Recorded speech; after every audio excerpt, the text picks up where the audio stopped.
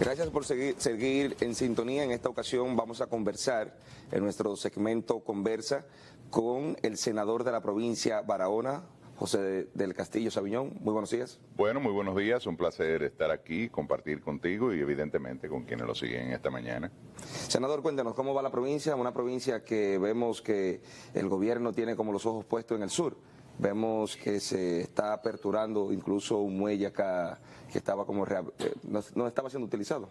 El gobierno tiene los ojos puestos en el sur, pero no en Barahona. No en Barahona. De hecho, hemos criticado que la inversión en Barahona, en términos de infraestructura, pues ha sido baja. De hecho, en el año 2022 se le asignó en inversión de capital a la provincia una de los montos más bajos que se recuerdan en los últimos tiempos en términos presupuestarios, apenas 400 y tantos millones de pesos. Ya para este año eso se ha venido corrigiendo y ya hay una asignación de cerca de 1.200 millones de pesos. Lo cierto es que Barahona no ha recibido,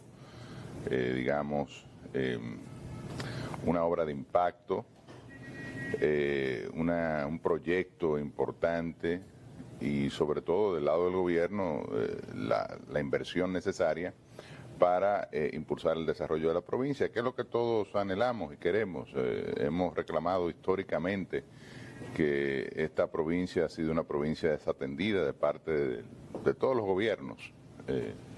Y de hecho está entre las 10 provincias más pobres de la República Dominicana. De hecho, la región suroeste está entre las 10 provincias más pobres del país, las 4 que la componen y 3 de ellas entre las 5 más pobres: Independencia, Pedernales y Bauruco.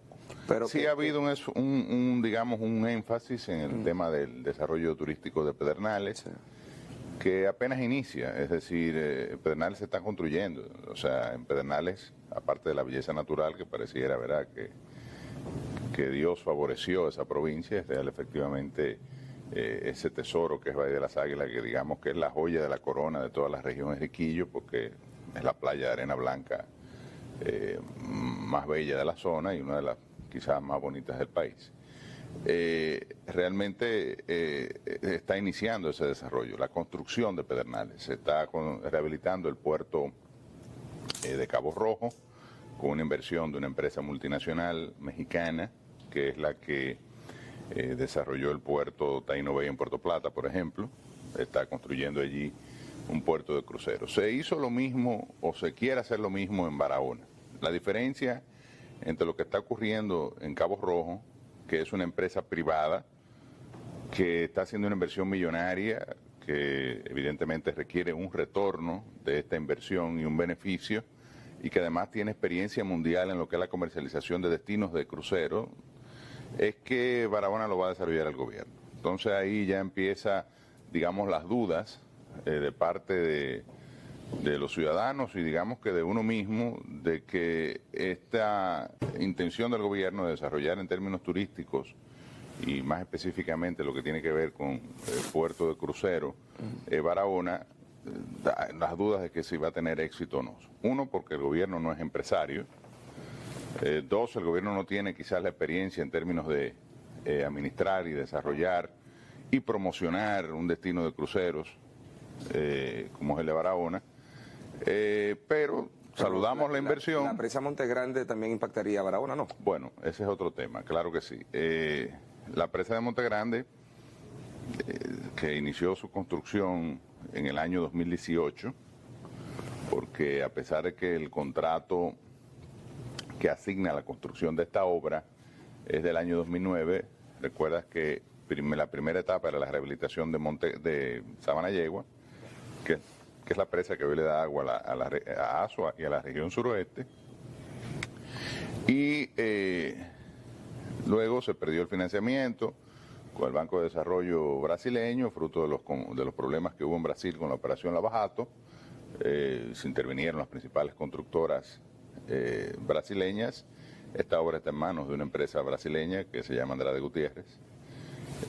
Siempre suena mucho de Brecht, pero hay otras, y en este caso Andrade Gutiérrez, que ha tenido experiencia en la República Dominicana, pues es la empresa que tiene a su cargo la construcción de esta obra.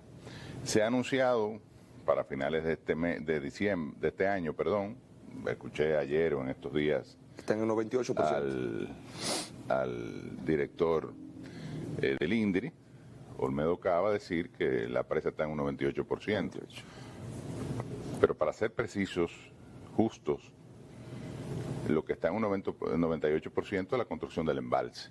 La presa es una obra que tiene varios componentes. El embalse, naturalmente, porque hay que represar el río, pero sin canales del margen derecho e izquierdo para que salga el agua del embalse y puedan incluirse a la producción agrícola cerca de 300.000 tareas que se tenía previsto. Esta presa pues permitiría poner en producción. Hay que construir los canales ni siquiera están licitados. De hecho, lo que ocurrió es que el gobierno decidió diseccionar el proyecto, es decir, y hasta cierto punto uno lo apoya esa decisión, porque lo cierto es que el constructor brasileño ha sido displicente, ha sido ineficiente.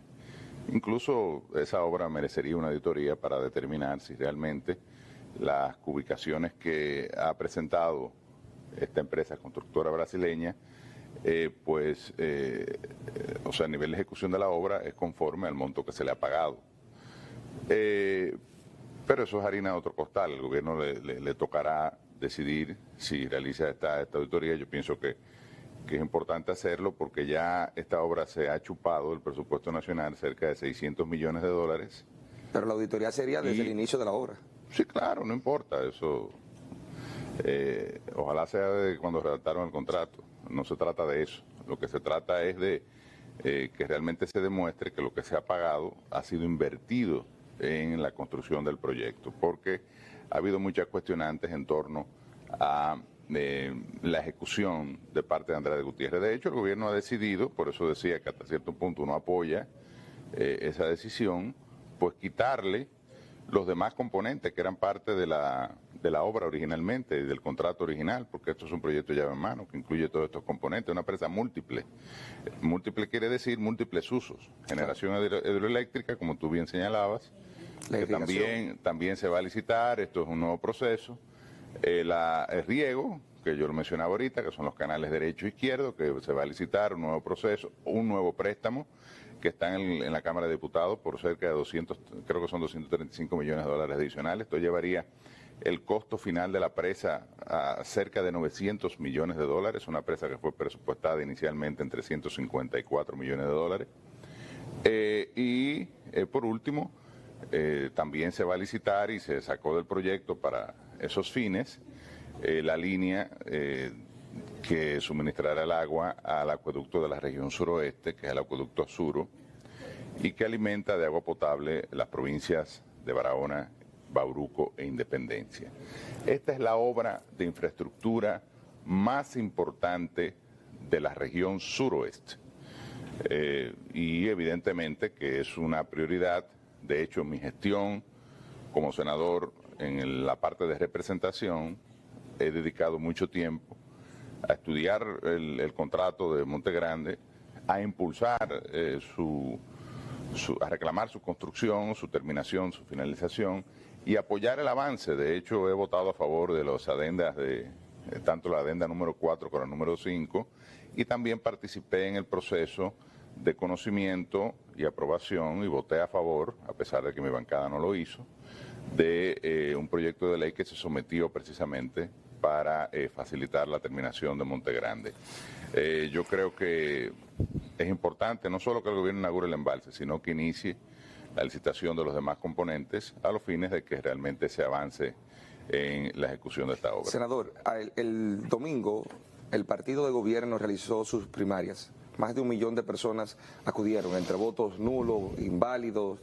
Alrededor de 1 millón. 1.026.000 personas, es el dato exacto. Ayer decían legisladores del oficialismo que es la antesala de lo que pasará en 2024. La lectura de esa primaria y la concurrencia masiva que tuvo estas primarias. Si de la lectura Luis perdió la elección. No, lo que ellos quieren significar que la concurrencia para un proceso de primaria, cuando se estila que es el 10% que va a las urnas en el proceso de primaria, no es cierto, fue porque muy concurrida. En la primaria del 2019 el PLD llevó casi 2 millones de personas a votar. Otro escenario era. Bueno, yo no sé, no era otro escenario, el PLD estaba en el poder, el PLD estaba en el poder, el PRM está en el poder.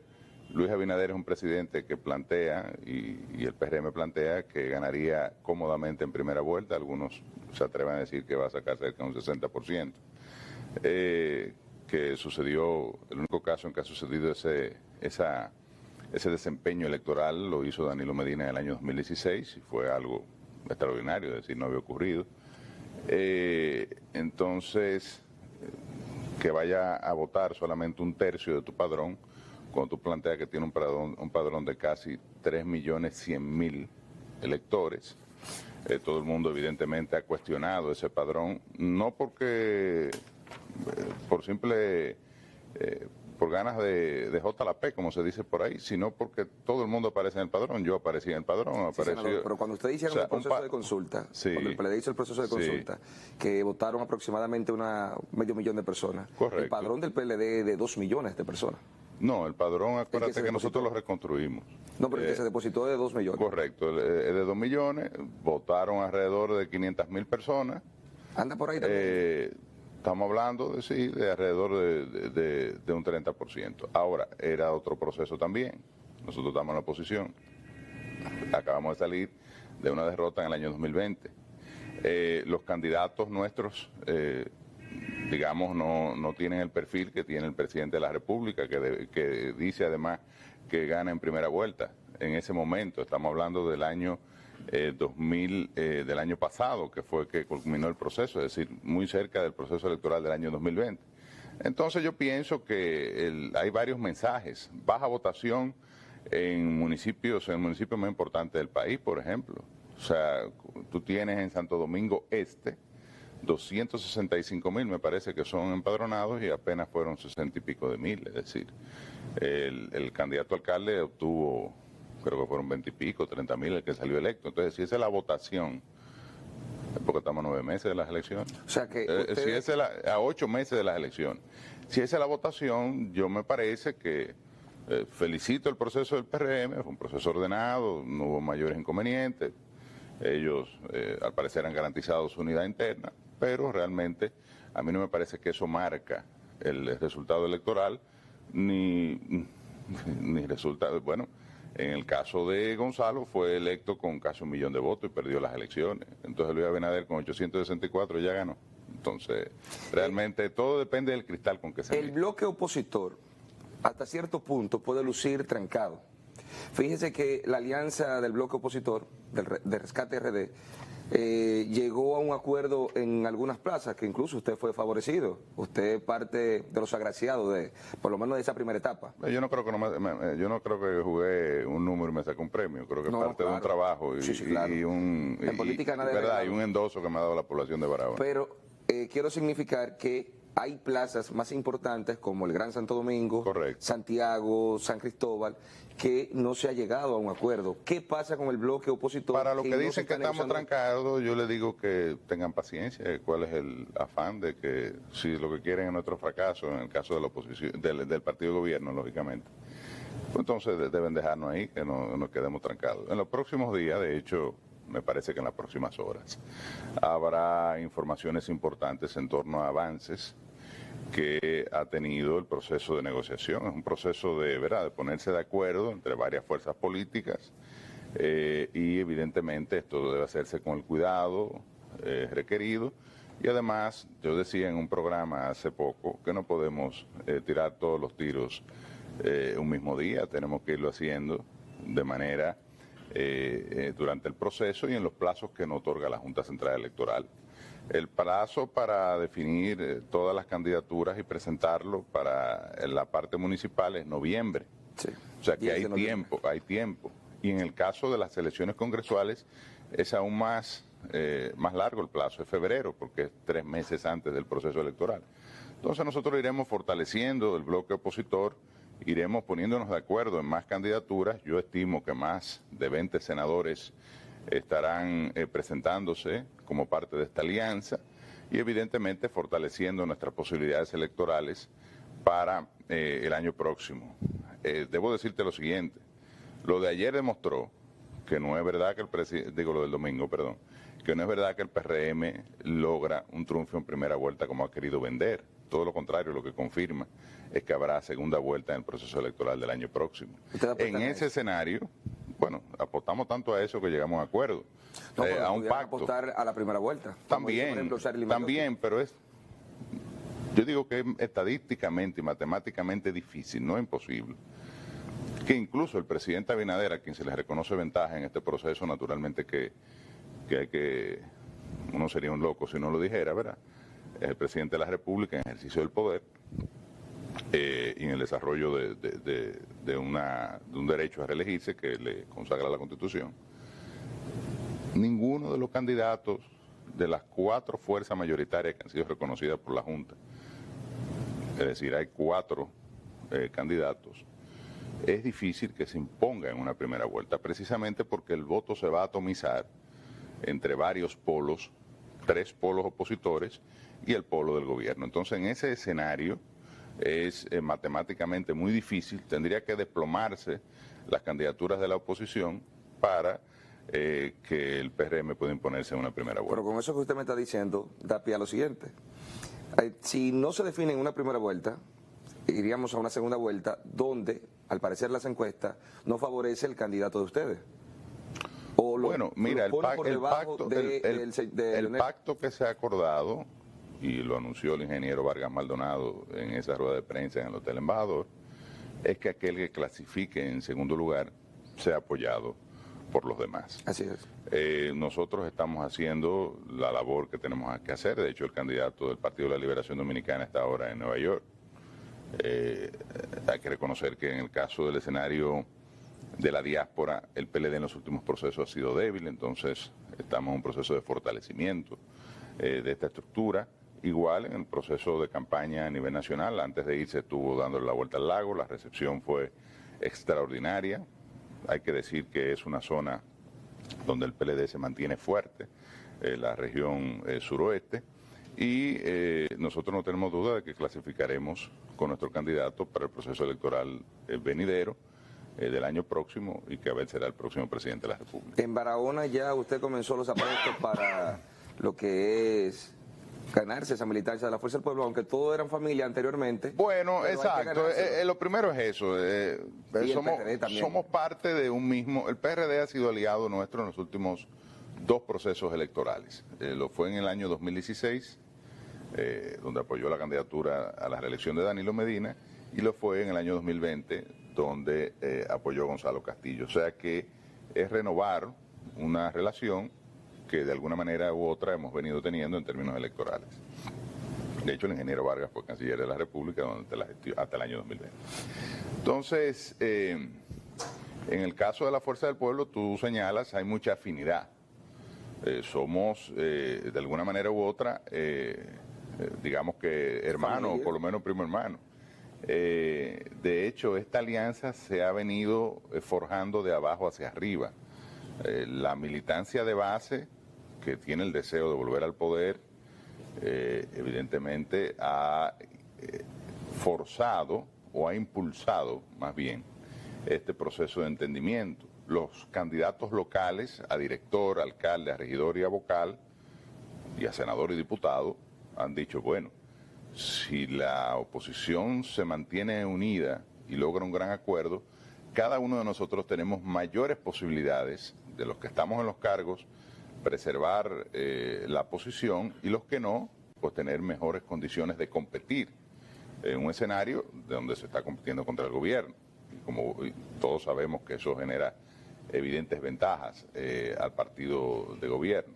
Entonces, yo pienso que de alguna forma u otra, tanto en Barahona, donde hay una gran afinidad, donde hemos venido impulsando esto desde antes que se anunciara, porque en el caso nuestro, y tú debes saberlo porque lo he dicho públicamente de hace más de un año, hemos estado promoviendo la alianza con todas las fuerzas políticas, no solamente con la fuerza del pueblo, con cualquiera que tenga capacidad dentro de la oposición de sumarse a este proyecto, que es un proyecto de poder con el objetivo de volver al gobierno. Entonces, nosotros además hemos estado liderando la preferencia electoral en la provincia de Barahona, liderando con buenos números la aprobación de la gestión como senador de la provincia de Barahona. Hemos hecho un énfasis en la parte de representación, lo hablamos ahorita con el tema, por ejemplo, de Monte Grande.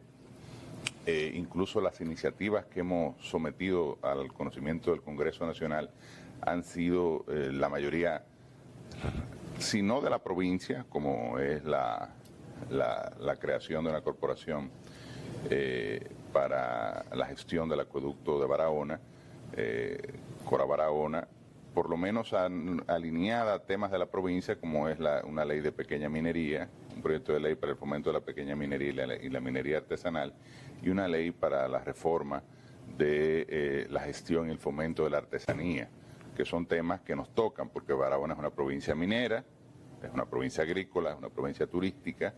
De hecho, tenemos la suerte de tener un elemento singular, que no solo es singular de la provincia, sino del país, que es que contamos con la única mina del mundo donde se extrae el larimar, que por eso es la piedra nacional, y es parte de lo que se llevan los turistas como souvenir, ya sea en artesanía o joyería. O sea que nosotros vamos a consolidar nuestro posicionamiento electoral de cara a las elecciones venideras y no tengo dudas de que retendremos la curul de senador de la provincia de Barahona. Bueno, senador, muchísimas gracias por estar con nosotros. Gracias a ti, un placer. Esta es su casa y esperemos ¿Cómo no? que esa contienda sea beneficiosa. Claro que sí, así será. Vamos a una pausa comercial y luego tenemos más información.